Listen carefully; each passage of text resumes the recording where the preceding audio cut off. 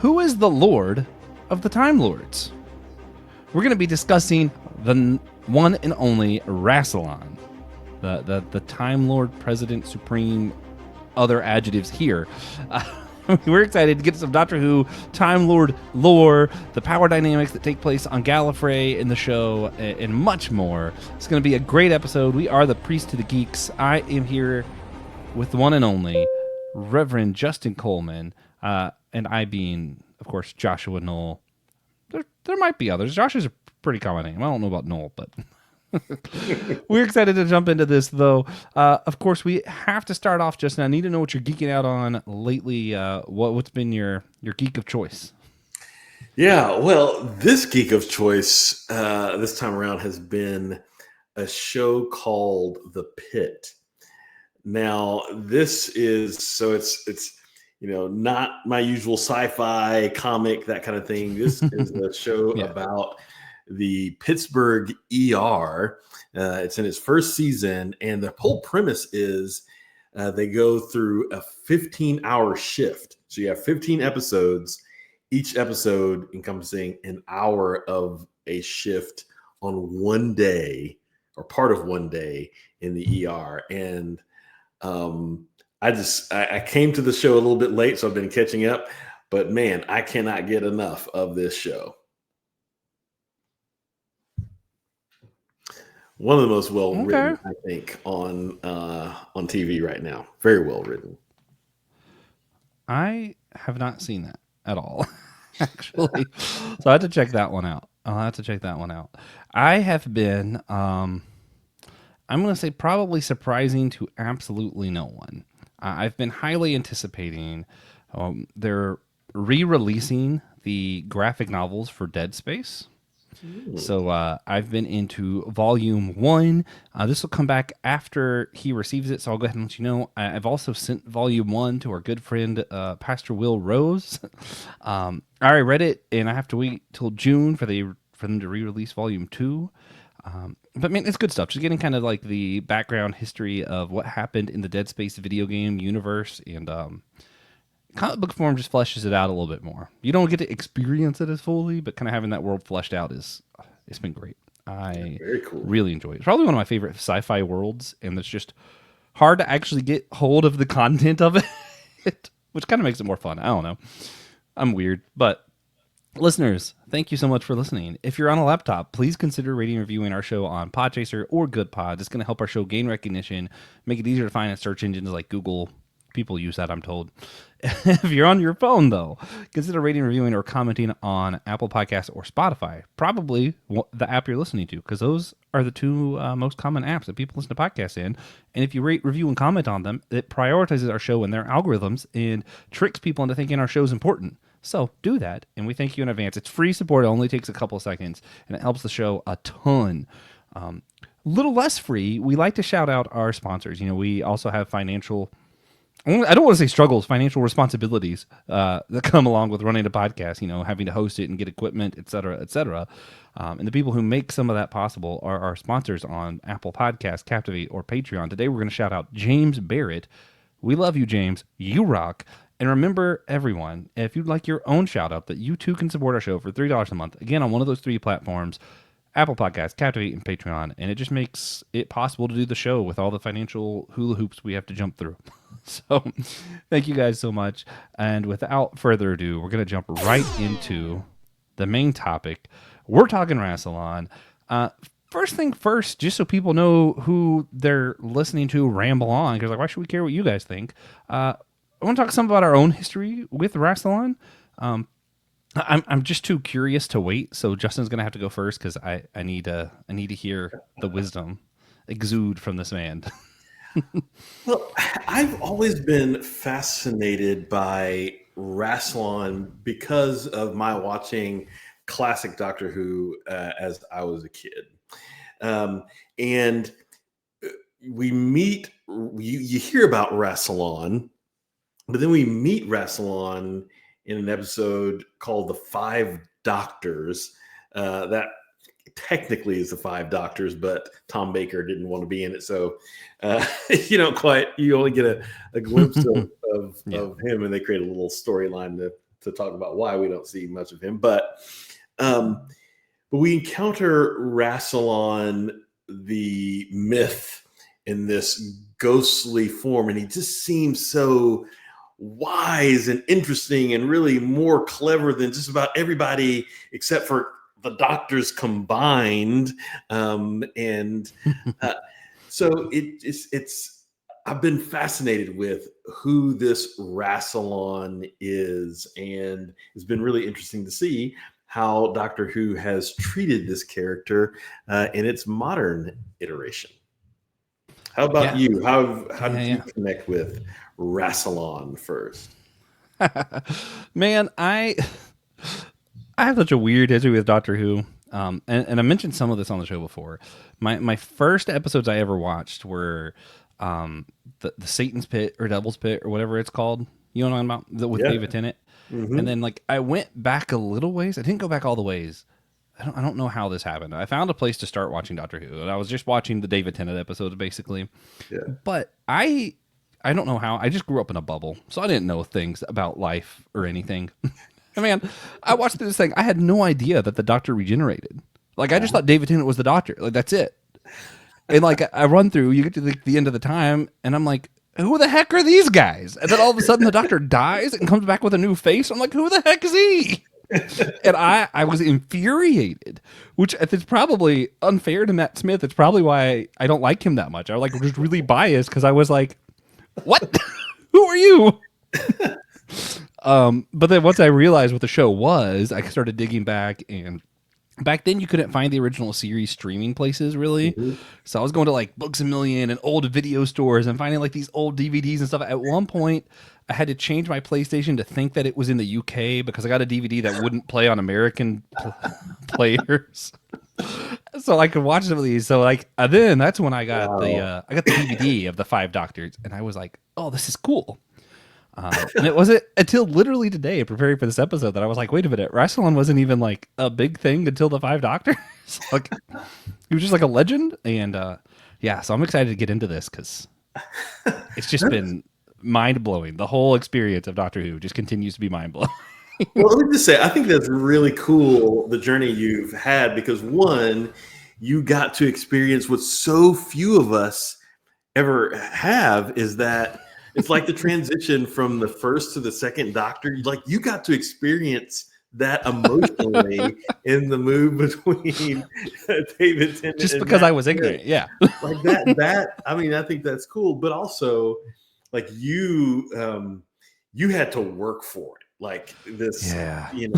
growing understanding of the Doctor Who universe. I mean, going, getting DVDs, making PlayStation things, and like that is working for Doctor Who in ways that I've not had to. So kudos to you, man. That's pretty impressive.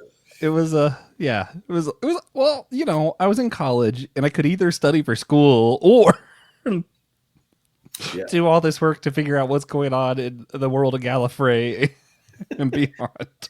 Hey, I'm not the right person to critique those choices. I just gotta think it's commendable. I'm like, way to go, man. Oh man, I mean, I had a lot of fun with it. It was a good time, but no. So we both already mentioned. I'm sorry, why isn't it? Oh, I see what's happening here. Technical difficulties. We both mentioned the Five Doctors already, right? So, you want to go ahead and unpack like who Rassilon was in the classic Doctor Who before this, and then like what did Yeah. we learn about him through this? Yeah. So let's talk a little bit about the myth and then go into the Five Doctors. I think that's a great way to do it. So, Rassilon as a character, um, I I think is one of the most erratically portrayed characters in all of the Doctor Who universe. So let me just, And maybe just in all of fandom. yeah, yeah, yes. I mean, let's just start there and Yeah, say this is, crazy. it's really complex because you've got, it's like you get the myth, you got the uh, lowercase m Messiah complex dude. You got, you got all kinds of stuff going on. So the myth of Rassilon in early Doctor Who, because he wasn't so much a character in classic Doctor Who as he was a myth. So he's the founding father of Time Lord society. Now we learn in more recently a little bit more of a complex narrative around that founding of Time Lord society, but whatever came before Rassilon, Rassilon was the one who codified Time Lord society. He's like Gallifrey's Prometheus here, right? So, but far better wardrobe. So he codifies Time Lord society, and he's created. He's credited with creating the time vortex, and these things like the Eye of Harmony or the Matrix, the Time Lord Matrix, and he was credited with originally with creating the immortality technology. We learned some other pieces around that, so we're not. That's a little bit fuzzy, but he's at least the one who made sure that this whole rhythm of regeneration, that kind of thing, really was codified in Time Lord historical. And so perhaps he created the history of the Time Lords, even if he didn't exactly create the technology. So the Time Lords venerate the guy. There's statues. There's a tomb in classic Doctor Who. He's got a tomb with this ominous warning about his power. Like he's larger than life, even larger than Time Lord life, as he is so central in Gallifrey's origin story. So, and he's got there's these belts and gauntlets. Like he's got all kind of stuff Rassilon has. He's got all the coolest of Time Lord toys, and he created Time Lord toys. He creates the TARDIS, right? So he's a genius on one hand. He's like this lowercase god in Time Lord life, kind of like Pharaoh like. Or Caesar like, right? He's a ghost even after he has willingly put himself into a tomb in some kind of stasis. He decided to do that because Rassilon wasn't just going to die. He was going to remain immortal in some kind of way. Like this is all of the stuff around Rassilon that we learn in bits and pieces in classic Who, and then see in the Five Doctors as we see his disembodied head floating over his tomb, with all kinds of playful and judgmental energy, and because he's created this game of. I think it's just called the game of Rassilon, something like that. So he's created the death games. And it's essentially this immortality trap for the over ambitious Time Lord. So whereas he may have known that Time Lords could have this immortality, for some reason he decided to cap it, and then he creates this immortality trap for these folks who want to transcend the normal number of regenerations for a Time Lord. I mean, it's just there's something Tolkien-esque about his that version of him. It's like this. He's like a warning and a relic with mythic power, and it's really cool. I mean, he's cool. He's dangerous in the Five Doctors. Yeah. Well, and what's so interesting is seeing the classic Who portrayal of him and like the lore that happened before we start seeing him more frequently, right? Right. It's like he's talked about he's benevolent, he was this great ruler that saved them from all this different stuff and all this stuff, almost like you said, Messiah. It would be like we had the tomb of Jesus, but for some reason on the tomb is written, "Beware, he might just kick your ass," and you're like, what? And it's just it's so random and so weird, but the interesting thing to me is like a lot of the stories about him back then that I've seen are a lot more like he was a ruler, he had all this power, and he capped the amount of regenerations you could have because he didn't want us to get too power hungry, right? Or he said Time Lords would be chosen at random genetically, so it wasn't like just a purebred. We don't end up becoming racist on Gallifrey. Like he did all this like power checks. And as an American, I can't help but think of similar things, but I'm going to leave that alone for a second. Yeah. But it's Yeah. interesting because it's like he does all these power checks, but then when we actually see him later on, we're going to get to it. He's the power hungry one. Yeah. It's like, what? Wait a minute, what? Yeah. I mean that's why I think he is a more I think he's a more complex character than even Hoodum has given him credit for being. When you think about the myth and the legend. Now, yes, so on the one hand, he creates Time Lord society such that he is the pinnacle of it. But also the safeguards. So we could say like, yeah, the safeguards are to safeguard his own power, maybe. Yeah, maybe he just knew himself that well. Right.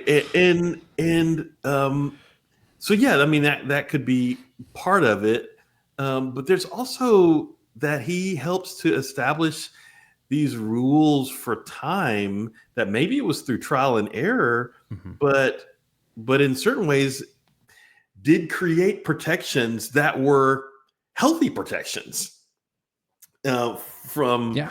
the chaos that these powers could hold. And so I think that I like to think that he's got more dimensions than we see in the power hungry version. And also, if he truly was a part of the inventing, I mean, if this myth has any truth to it, if he was a part of the inventing of all these different things in Time Lord society, he really is a person whose intellect really ought to rival the Doctor, Oh yeah.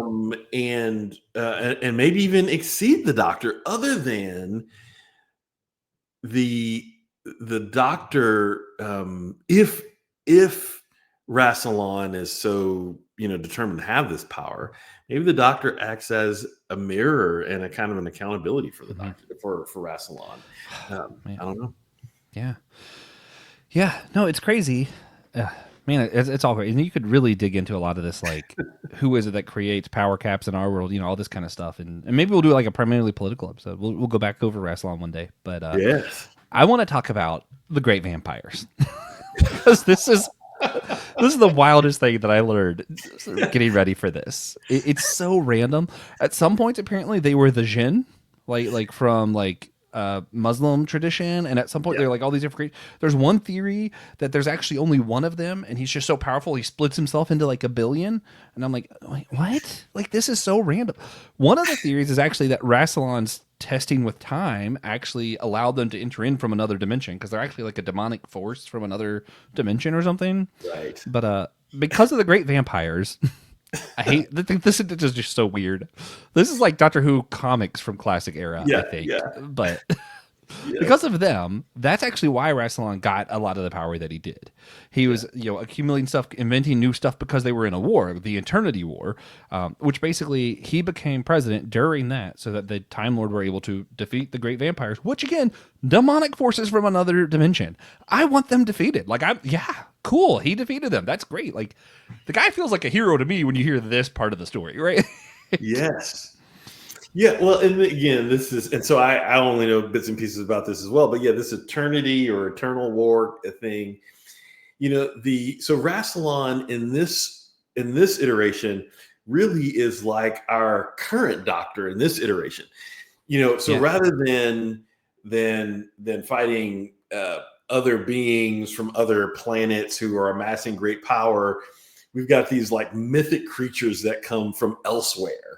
And Rassilon is like the Doctor in being the one to go toe to toe with these creatures, and play a significant role in leading the Time Lords to victory over these these vampires who can. I was like, I could tell you're trying not to say vampire. Like, I know. I mean, these vampires who, I mean, but they're like, so they're slightly, they reanimate the dead, right, into yeah, yeah, vampire like servants, and so that's the whole thing, and so yeah, like Rassilon is leading the way in this, and the Doctor becomes a hero, and I think killing the king of the, but Rassilon essentially wins the war against these.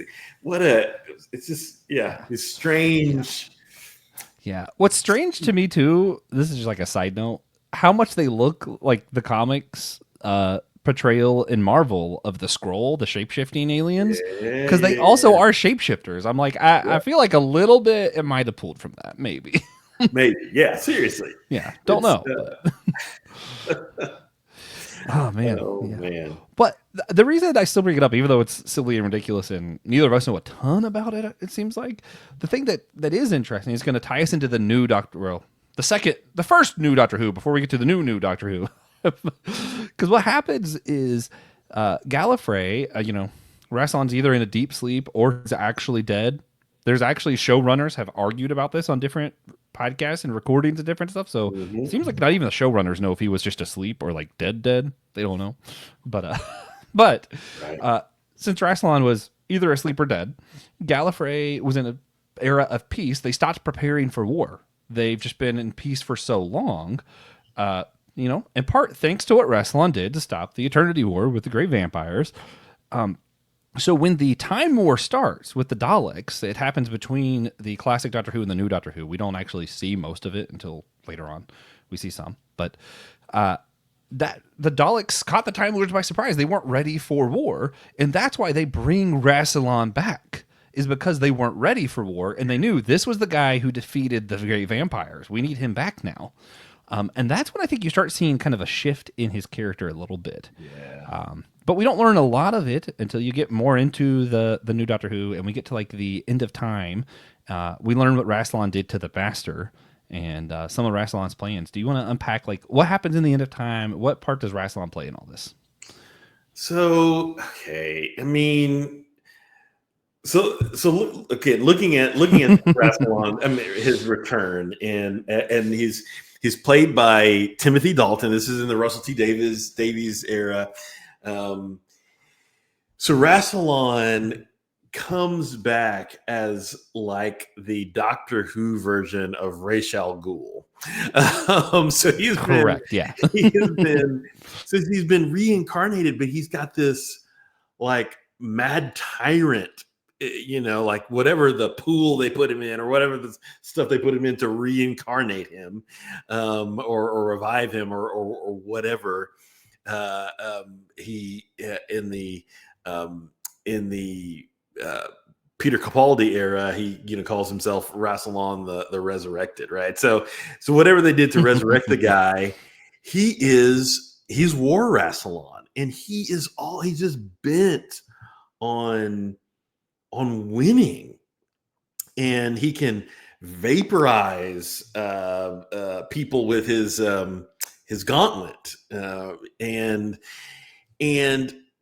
his way of wanting to win the war is by ending reality, right, as we know it, and then like ascending to some non-physical form of something. It's and so but it's going to wipe everything out. It's going to wipe out everything that he has formerly created a whole society to protect. So, I mean, even if so, I'll concede that perhaps Rassilon was most concerned with Time Lords themselves. So if it's Time Lords against the rest of reality, he's all in for the Time Lords. Okay, I mean, I'll concede that, but so much of the society that he built around the Time Lords and the protections of these and having rules for time travel was meant to protect reality. And so for him to just be like, if I can't live in this reality as I want it, I'm just going to burn it to the ground. I mean, I do think that's a really interesting choice for this character. Ambitious, power hungry, power drunk, even without any kind of limit. Yeah. Well, one thing I saw that was interesting for this to think about. I saw somewhere that it said that apparently before Rassilon put himself in the eternal sleep or whatever, he had a theory, which is part of why he did the capstone in the first place, that if you regenerated enough, you would stop being recognizable to yourself. Like you actually lose part of yourself after a certain amount of time. Another Batman reference. It's that whole you either you live long enough to see yourself become the villain or die the hero. And Yeah, I think that's yeah. what we see kind of here. Interesting. Yes. Yeah. I mean, it's really that's a really really fascinating theory, and Yeah. you even see the Doctor wonder about whether you can actually live too long. I mean, in his low, Yeah. and not his, in their, I guess just to use the name, in their low moments, there's this question about, like, have I lived too long? And so yeah, I mean that maybe, Rassilon may have been thinking about this as well as that's an interesting question. So you get Rassilon, mad tyrant here, and then that goes south, right? So the Doctor foils Yeah. Well, Rassilon, the sends master him back. foils Rassilon. Yeah, If well, you that's think right. about it. Sorry, yeah, that's right. The Master foils Rassilon, and then it's like back to the time war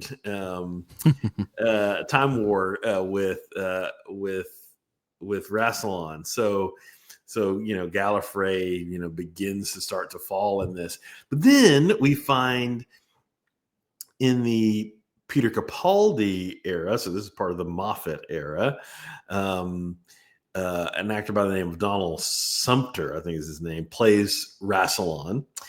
And so we're in, Hellbent is episode. Rassilon returns. He is quieter. He's older. He's powerful still, but he's a little bit different. So the Time War has been lost.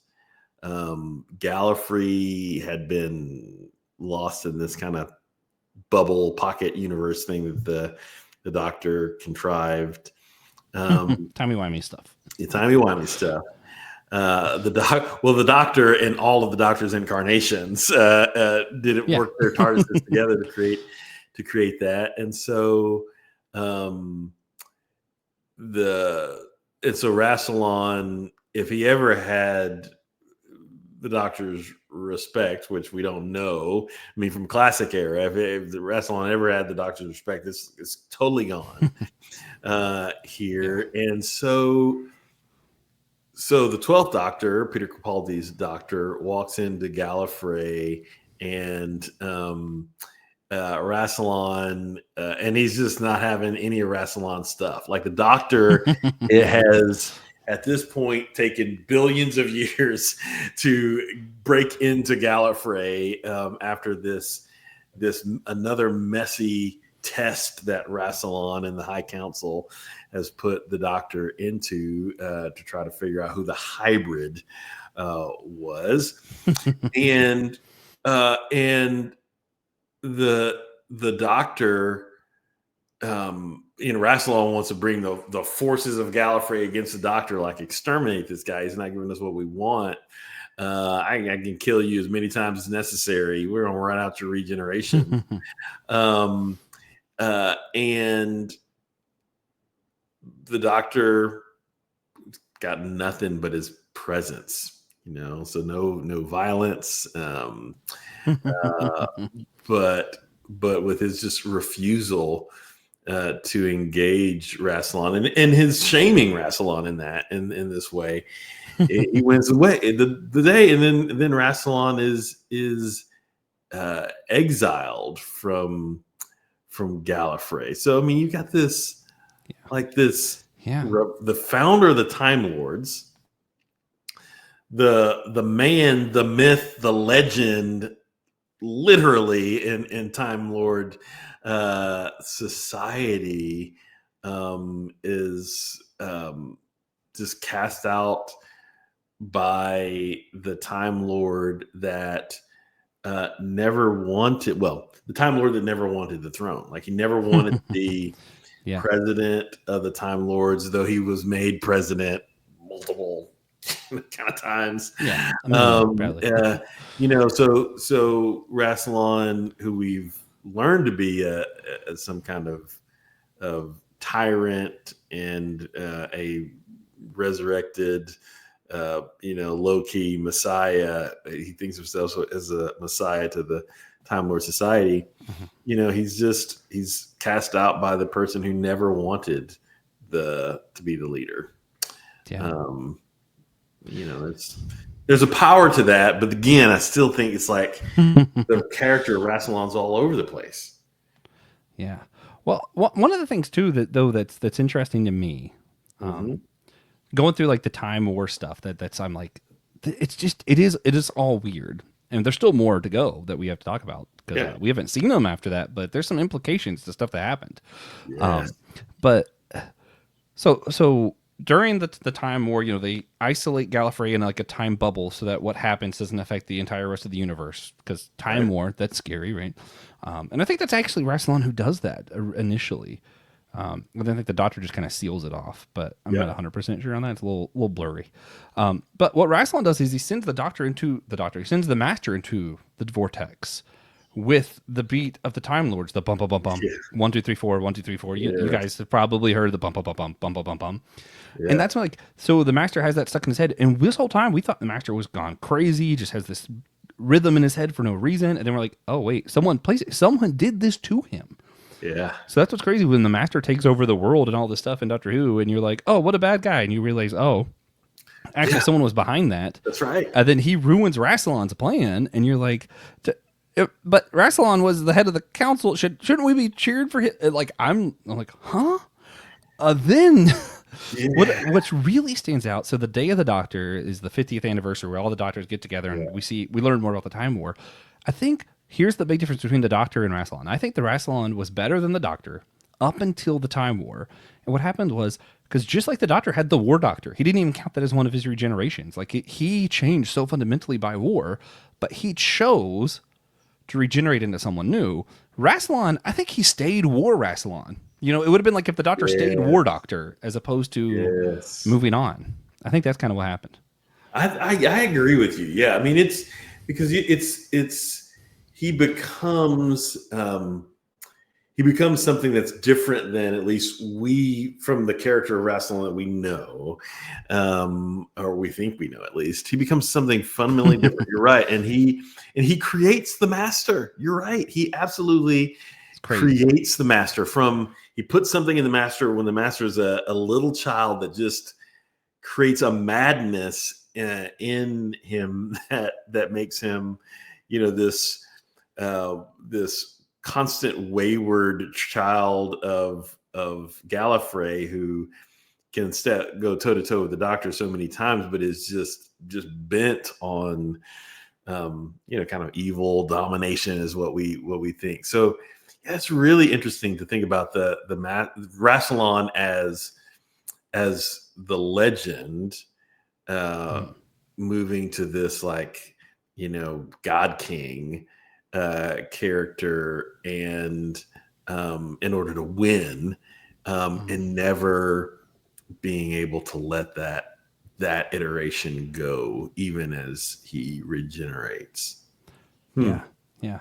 Well, I'm gonna make two analogies: a silly one and then a serious one. With that, then we can move on to the other stuff because I want to sit on this for a minute. Because so the silly one, Yeah, you mentioned Ra's al Ghul. I feel like it would be as if Batman somehow discovered that his teacher Ra's al Ghul actually is the one that made Joker crazy. Like I feel like that's like the equivalent of this. Yeah, It's like yeah, when you yeah, realize what yeah. happened to the Master, it's like, wait a minute, but that's I'm supposed to hate that guy. You know, like it's like wait a minute. So it's very similar to like if that would have happened. The real life thing that I think actually does scare me, and I want to address it because like we say that we're going to address the questions that RIPs are addressing, and I don't want to like just pass it by without actually looking at this. I think this is a lot of what the church in America is doing right now. Is Mm. like we've changed ourselves to be like, okay, we're going to be okay and turn our eyes to Donald Trump, to all these political leaders because we need power right now so that we can combat whatever social wars we think are so important.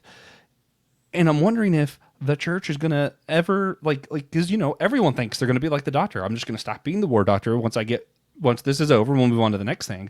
But I think in reality, most of us are Rassilon, and we just stay the war doctor. Like we just stay in that mentality. And I think that's what Ooh. I'm seeing happening.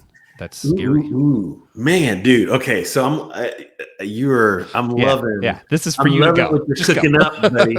Loving what you're cooking up because okay, so we're gonna just keep on throwing out some analogies here. So if we think of of Rassilon like a mirror. So let's think about both the Doctor and Rassilon as certain kinds of in a relationship to a mirror, right? So I think about Yeah, I think about what N.T. Wright has said in that, like what the church is meant to do is reflect the glory of heaven. The church stands like the image he uses is the church is a mirror in the midst of a doorway. So we're supposed to reflect the glory of God and all the fullness of heaven and new creation into the world. That's how it's supposed to work. yeah, yeah. So so what so to kind of keep on playing with this imagery of a mirror, so what Rassilon does is in a way that is filled with the power that filled with the seduction of power of empire, power and legacy of Yeah, empire yeah, is um Rassilon reflects Gallifrey in multiple ways. Like he reflects its myth. Um, he reflects its in the in the in the David Tennant era. It reflects the madness of Gallifrey. I mean, it's like a chaotic madness, right? yeah, yeah, Um, in the Capaldi era, it's like Gallifrey becomes pathetic in a way. It's like it's a yeah. declining empire. Um, Rassilon reflects those things. What the Doctor does is it's a different kind of a mirror, or maybe what the Doctor does, which I will argue. Then I'm moving this a little bit away from Yeah, what N.T. Wright said. I mean, as far as it relates to the world, the church is meant to be like the Doctor, and it's meant to stand outside of that Rassilon mirror. It's meant to challenge what the Rassilon mirror stands for. You know, the power legacy of the yeah. empire, the myths of the empire, the madness of the empire, the decline of the empire. The church is meant to stand outside of that. So we're not reflecting empire; we're reflecting kingdom of God. Yeah, We're reflecting heaven and new creation, and and so the Doctor acts as that kind of counterpoint hmm, to Rassilon. Rassilon wants to reflect the world, and the Doctor wants to reflect heaven, if you will. Um, yeah, and the church is meant to be like the Doctor in that. But as you say, it's so easy for us to reflect the power and legacy of empire. I mean, this is Constantine. One of my congregants was talking to me about Constantine, yeah, the Constantinian settlement, just this past weekend after Yeah. Easter worship. He was sitting out on the lawn talking about these things like you do, and so you get things from the Constantinian settlement, or the church becoming the Yeah. official religion of the Holy Roman Empire. You get things like the Nicene Creed, Oh yeah. right? I mean, which unifies all the historic branches of the church. People Yeah. have to Like the actually sit cloak of Rassilon. down. Yeah, right. Yeah, people actually have to sit down and convene and agree and talk about like what's most central and core to the Christian life theologically. Hmm. So that's and we think that is a good thing. So you get that. So let's call that like the creation of the TARDIS. You get some Yeah. good Yeah. things, Yeah. Yeah. but then you also get all of this like imperial stuff. And so the church starts Mhm. reflecting the empire, the power and legacy of the empire. What does it mean that we can have our own army now? Mm. What does it mean that Yeah. we can dominate, that we can create peace, not just by turning the other cheek, but by turning other cheeks? you know, Yeah. Yeah. um, like what happens when you actually have power? And we we are in the life of this country. We wrestle with that seduction, Oh yeah. and give into it far too often. Yeah. Yeah. Well, and then the thing that bugs me with that too, because I don't want to just come off as I don't want to both sides this. I do think Donald Trump is worse than any alternative for the most part. But at the same time, I don't want to let everybody off the hook who just didn't vote for Donald Trump. Like, oh, you're fine. Because what happens is, and we see this in politics and in the church, where like we go when our guys in power, it's like, well, we don't want the filibuster anymore. We want more judges added to the court, all this stuff. And then all of a sudden, when the other guys in, we're like, actually, all that stuff is bad. We got to stay to the Constitution, stay to the original rules. It's like, wait, but when you were in charge, you didn't want those rules, you Mm. know. And I think the church is doing the same thing where it's like, oh, separation of church and state when it's someone they don't like in office. And then all of a sudden, when someone who maybe is doing stuff that gives them more power, it's, well, separation of church and state, that's not really a thing. And, it'd be better if more Christians were in office. And I'm like, hold up. What? You said the opposite thing just a couple of years ago. And my thing, it's not necessarily about consistency. It's more about like principles. Do you want the separation regardless of if your person's in power or not? Well, principles. Yeah, I'm glad you used that word, because it does nearly relate to principalities. So, I think that we we do wrestle with powers and principalities, as Paul talks about, Yeah. and the this I mentioned it as a seduction to power, Mhm. but these powers, these principalities, have a force, and that force can be, one way to talk about it is seductive, but another way to talk about it is blinding. Um, Yeah. this, I mean, we're going to different fandoms here. This is like, um, in the dark side of the force, right? You can't Yeah. see, like so when you're, if the balance is off in the force, especially those who are seeking to practice the light side of the force, Yeah. you just can't see. You can't see what's going to happen. You can't see like the cause and effect. The outcomes are unclear. But here's what's really, you can't see when you're participating in the growing darkness. Mm. Yeah. And I want to I like lifting that up, or I want to lift it up today, because as I talked about on Sunday, um and this year when Easter lined up across east and west, you know In the Yeah. Orthodox Church, they don't read John 20 on Easter Sunday. They read John chapter 1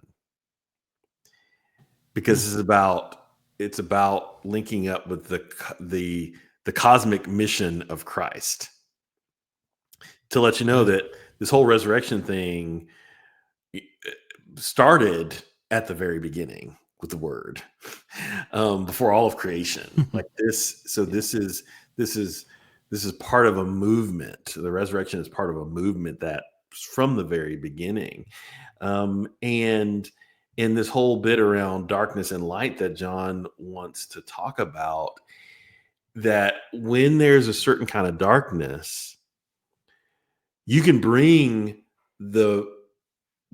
God to the world. You can bring the Word to the world, the word that created the world, all that is, created all the created clarity of all that is in all of the created universe. This Word that created you, you don't recognize when it's among you. I mean, that's what John 1 tries to say, because of the darkness. So you have an inability to recognize darkness for darkness, and you have an inability to recognize what actually represents the light. And I think that's part of the challenge that the church always has, is like, man, am I able to see here? And Jesus, you got to help me to see, because I might be blinded by the darkness, and I might be confusing that darkness for light. Yeah. Yeah. I mean, we see that all throughout the history of the church, and in Doctor Who. And it's not just one kind of power. It's not just like of darkness, right? It's not just, political power. We see through the church at one point it was conquest, right? We had this mindset of like, we'll conquer these other countries. We had the Crusade, we had the Inquisition, all kinds of stuff that proves this, that we thought if we would just defeat people through violence, then we'll raise up the new people to be good Christians. And we kind of justified it that way. And we look back on it with our modern eyes going, wow, that was crazy. That was so evil. How could they fall for that? And then, like, you look at Germany, how much the church supported the Nazis. Why? Because he was like promising power, and you guys are being belittled for all this stuff. And, they fell for it. Like, how did they fall for that? And that's what I'm saying. Like the darkness might look different. It might be, okay, well, we're going to let these people lie to the other ones because they're the bad guys. And if we deceive the bad guys, then we'll get what we really want. Or if we get our political power, it doesn't matter who gets us there, then we can really share about Jesus. And the problem is, once you start, like you said, participating in the darkness, when the light comes, you're so engulfed in lies and power hunger and violence, you can't see the thing. And that's why future generations will look back and go, how did they fall for that? That's going to happen to us too. One day, the future's going to look back and be like, how did they fall for that? Well, I mean, so this is, getting back to Rassilon here. Yeah. Well, so just connected. So like there is, so Rassilon as a character is, as a Time Lord, fluid. He regenerates, he reforms, he reinvents. We think that as we look at the past, the sad and dangerous things that have happened in the past, we think of it as static. Well, these kinds of ideas regenerate and reform and reinvent, just like good ideas do. Yeah. Just like good ideas do. So you got so Rassilon is regenerating, and it just as the Doctor is regenerating here. And so he's not just one man, he's an idea that regenerates and reforms and reinvents over time. And an idea, especially a dangerous idea, is dangerous ideas can be hard to kill. They can be hard to end. And so, part of the challenge, part of what it means to be in the light, as Jesus is in the light, is to ask for this divine clarity. Like, Lord, help me to see a bad idea. Help me to see a dangerous idea. Yeah. And let me help me to recognize it across time and history, such that when a, a dangerous idea in its regenerated, reformed, reinvented, you Yeah. know, uh, is so that when it's before me, I can recognize it as such, just as I try to recognize what is consistent with the God and Jesus Christ through the power of the Holy Spirit, just as I hope to also recognize that. Yeah. Man, yeah, yeah. Being able to recognize not only the light in God's voice, but also what's not God's voice. Oh man. Well, man, we got derailed with the important stuff. So let's get back to the silly stuff, the fandom stuff. Maybe not silly fandom stuff. Man, yeah. So Rassilon gets blindsided. He becomes this other thing. He gets kicked off Gallifrey, but there's still some history with Gallifrey that maybe tells us something about Rassilon, perhaps. Mm. There's the story of the Day of the Doctor, where we realize the Doctor has been around a lot longer than we thought, and maybe a lot of what we thought, not the Endless Child, not the Day of the Doctor, sorry, but maybe a lot of what Mhm. we thought about Time Lords and like what all Rassilon invented. Turns out they might have just stole from a baby that turned out to be the Doctor one day.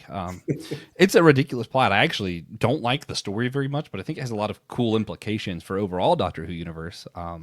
Yeah, Justin, you want to Yeah. unpack some of that? I don't know. Yeah, so this is a controversial bit of Doctor Who canon, maybe canon, that we're dealing with, in that the idea of the timeless child. This, and we don't know where the timeless child came from, but the timeless Mm-hmm. child is able to regenerate, and so the Time Lords hack the the DNA, the abilities of this timeless child, who turns out to be the Doctor, What? and then through a lottery system, imbue various members of their society with this regeneration ability.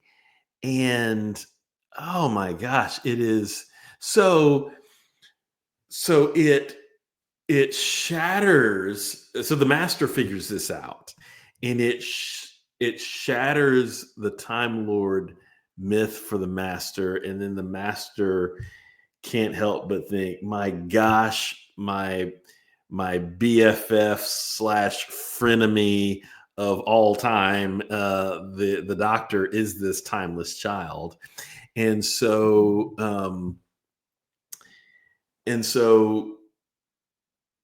if the if this is if this is the canon, it means that either Rassilon participated in this, taking this child, experimenting on this child, hacking this child's DNA so that others could be given this power, including himself. So either Rassilon was there for that, participated in that, or Rassilon came along and said, or Rassilon was or Rassilon Steve Jobs did, and said, okay, this is cool. Let me make something really awesome, Yeah. and just said, Took this credit for is, everything. I'm going to show y'all how we can make a society out of this. And so, yeah, it's really, it's not exactly clear how this worked, but it seems to be the genesis, the true genesis of Time Lord Society, which drives the master just crazy about it. I mean, Time Yeah. Lord Society is always messing with the master, and so the master determines to end Time Lord Society because of this, because of learning the truth behind it all. Yeah. Which, not going to get into a side tangent, but also is kind of reminiscent for a lot of people who learned the truth about church or the churches they grew up in and were like, oh, let me go after it. And you do have, and this is what Will talks about, the difference of a hero and a villain, right? bad thing happens to you, and do you either decide I want this to happen to everyone else too, or do you decide I'm not going to Yeah. let this happen to anyone else? And yeah, again, that's a lot of the difference between the Doctor and the Master. And Ash says everyone has to go through this. What's ironic about this for the story geeky stuff, um, the Master, the way it's sold, wipes out all life on Gallifrey. But if you remember from Heaven Sent, Rassilon was already kicked out of Gallifrey, so he might not have been wiped out. Rassilon Right. might still be out there. Yep. Ready to recreate the society that was just, just was ended. Yeah. I mean, absolutely. Man. Um, Yeah. A lot of crazy turns and shifts and twists. And does this make sense? We really don't know. But it became Time Lord lore became so chaotic at that point because you get this, you in the end, toward the end of Matt Smith's era as the Doctor, when the 11th Doctor meets the Curator, who's a Tom Baker iteration of the Doctor revisiting faces. Old faces. Yeah. Before David Tennant got to be the Doctor multiple times, Tom Baker got to be the Doctor multiple times here in that episode, and it makes this whole thing about the Doctor finding Gallifrey again, and so but was that only for Gallifrey to exist for like a few episodes and then be wiped out? It's like we just need the Doctor to be sad. We got to get him back there. Yeah, I don't know, man. Yeah. That part, just from a story perspective, is just kind of frustrating for me. But and Russell T Davies, we trust. We'll see what happens. That's right. We'll see what happens. Yeah. Yeah. So they have muted that story a bit. I mean, they haven't dismissed it, but they've muted it quite a bit. Yeah. And then with the timeless child, there's the questions of like, was Rassilon ever benevolent? Did he steal from this child? We don't know. But it seems like at one point, especially because Heaven Sent, they talked about how he was a good guy at one point. It seems like he was benevolent at one point. He did a lot of the stuff to win the Eternity War. He came back to try to win the Time War, trying to protect our universe from other dimensional demons or the Daleks that are just, space Nazis or something, right? Like he did a lot of good. But then it's also like, were the means ever good? And then also, is he always power hungry? Or did the reason he had these cool rules because he was power? There's a lot of questions that are left unanswered. Like what our bonus question is going to be. We're going to tell you here in a minute. But first, Justin, I think I'm going to wrap up if you are. Yeah, absolutely. All right. So if you guys want to hear a little bit more after the episode, we're going to ask a bonus question. And it's just going to be, how would we like to see Rassilon return? Assuming that he didn't die in the Gallifrey massacre that the Master did. He was off planet. How would we like to see Rassilon return? That's what we're going to be asking after the episode. For now, though, we have to give everybody a recommendation. Justin, do you have any recommendations for our listeners today? Oh, wow. Well, I'm going to say again, like, go and watch The Pit, P-I-T-T, like Pittsburgh. And it's a great show if you're interested in medicine. Yeah. I'm gonna recommend Ratchet and Clank Rift Apart. If you left the Ratchet and Clank franchise because it got stale or got old or because they're just too long in between, it's worth going back to those games because Rift Apart might be the best Ratchet and Clank game. It's crazy. I'm just now getting to it. It's a couple of years old now, but I'm like, man, I was missing out. It was great, but with that in mind, we are wrapping up here. Again, if you're on your laptop, please consider rating and reviewing our show on Podchaser or Good Pods. It's going to help our show gain recognition, make it easier to find in search engines like Google. If you're on your phone, please consider rating, reviewing, or commenting on our show on Apple Podcasts or Spotify. That's going to prioritize our show in those apps. And it's free. It only takes a little bit of time. And it helps our show a whole lot, and we really appreciate it. We also appreciate those who financially are able to support the show. Our sponsors rock. You can sponsor our show on Apple Podcasts, Captivate, or Patreon. Today, we're shouting out the one and only James Barrett. Thank you so much for your help keeping lights on, man.